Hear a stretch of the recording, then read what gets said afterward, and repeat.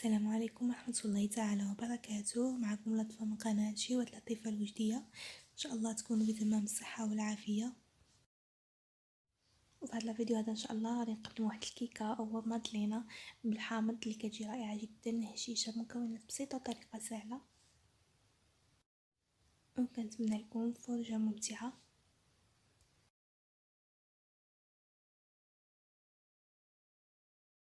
ونبداو على بركة الله. بالنسبة للمكونات نحتاجو هنا 3 البيضات يكونوا بحرارة المطبخ. عندي هنا الحجم ديالهم شويه صغير. عندي هنا كأس ديال العصير ديال الحامض اللي غنوريكم الطريقة ديالو. هنا عندي 3 الكؤوس ونصف ديال الدقيق الابيض. بالنسبه للسكر سنيد عن اضيفه قد نكتفي ب3 المعالق، يعني ما عامرينش لان العصير حلو. عندي هنا ملعقه صغيره من المبشور ديال الحامض، ونصف كأس ديال الزيت، وجوج ديال الخميرات 14 غرام ديال الحلوى. وبالنسبه للعصير الطريقه ديالو هذه واضحه. اللي سبق لي خدمت معكم هذا العصير الحامض بالسكر اللي كنوضعوه في المجمد، يعني ما كيجمدش، كيبقى هكا بشكل كريمي. كنديروا الكميه اللي بغينا، تقريبا واحد نصف الكميه، ونضيف عليها باقي ديال الماء. يعني يمكن لكم ديروا عصير كله في مره حامض تعصروه. انا هنا يعني يمكن لكم ايضا تكتفوا بكأس ديال الماء، ولكن هذه الطريقه اللي سهله وعمليه بزاف. وبالنسبه للطريقه اللي سهله، دائما الكيك ملي كتبغيو يكون ناجح لكم ويكون خفيف، ضروري من اول مرحله انكم يعني كما نقولوا توضعوا السكر صينيه مع البيض وكتضربوهم، يعني من احسن بالضرب كهربائي او بالخلاط الكهربائي. يعني ضروري ما خصكم تضربوهم حتى كيتغير اللون ديالهم، كيولي اللون كريمي، يعني مائل للبيوضه. كنبقاو مستمرين يعني. وايضا يمكن لكم تخدموا يعني بالضرب اليدوي. كما شفتوا دابا كيتغير اللون ديال الخليط ما بين السكر والبيض. وهنا غادي نحاول نضيف الزيت في الاول بحال الشكل اللي غنخدموا المايونيز، يعني كتعاوننا في الكثافه ديال هذا الخليط هذا.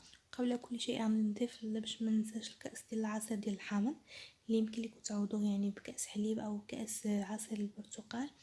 يعني نكهسوا بالعصير الحامض درتو في مره ومع الاستمرار يعني في الخلط. دابا انا كنضيفو الزيت يعني في شوي بشوي حتى كنكملو داك الكميه تاع نصف كاس.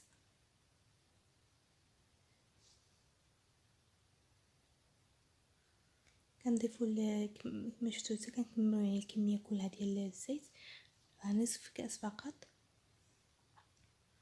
كنضيفو المبشور ديال الحامض اللي كيعطي الكيكه واحد او المدلنه كيعطي واحد المذاق زوين بزاف.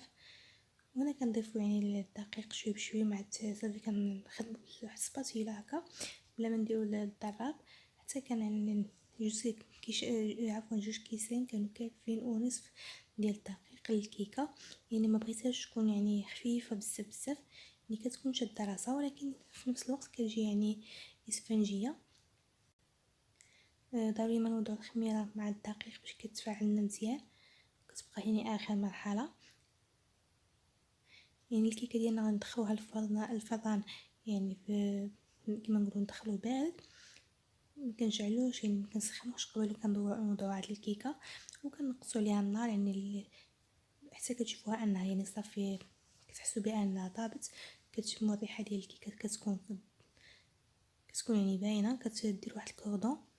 ضروري من المول ايضا كتكون دهنينو ورشينو بالدقيق، يعني هذه مرحله مهمه. كنوضعوا دائما كنعليو داك المول اللي يكون فيه الخليط نوضعو بهذه الطريقه هذه. هنا بالنسبه للتزيين يمكن لكم تخليوها هكا يعني عاديه. انا يعني اكتفيت فقط انني نزينها بواحد شويه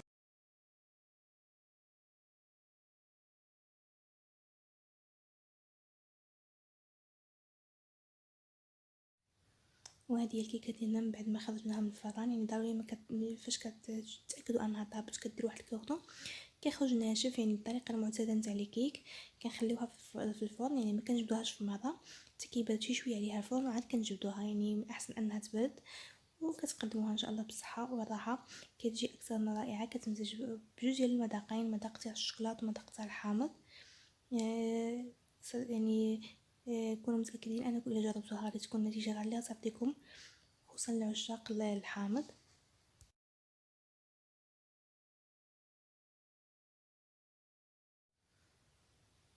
ونتمنى لا فيديو ينال الاعجاب ديالكم. الى عجبتكم وصفه اليوم ما تبخلوش علينا لايك وتبارطاجيو مع المعارف ديالكم، واللي مازال ما اشترك في قناه شيوات لطيفه الوجديه ينضم لنا بالضغط على زر الاشتراك ويفعل الجرس باش يتوصل ديما بجديد القناه. والسلام عليكم ورحمه الله تعالى وبركاته، الى وصفه اخرى ان شاء الله.